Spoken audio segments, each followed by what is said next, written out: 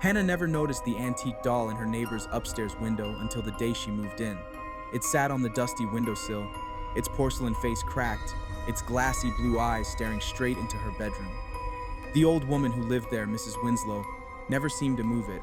It was always watching. One night, as Hannah was getting ready for bed, she glanced at the window. The doll was gone. She shivered. Maybe Mrs. Winslow had finally thrown it away.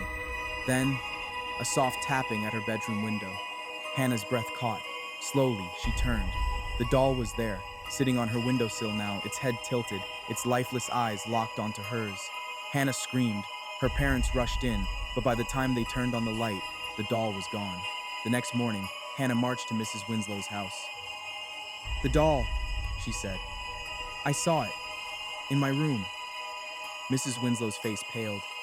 "You let it in?" Hannah's stomach dropped. I didn't." Mrs. Winslow grabbed her wrist, eyes wide. "Never look into its eyes. Never let it inside." That night, Hannah locked her window and pulled the covers over her head. At midnight, she heard the tapping again. Tap, tap, tap. She squeezed her eyes shut, but the sound grew louder. Then, a voice, soft, childlike, but wrong, whispered from the other side of the glass. "Let me in." Hannah clenched her fists. No, she wouldn't open her eyes. The tapping stopped. The room fell silent.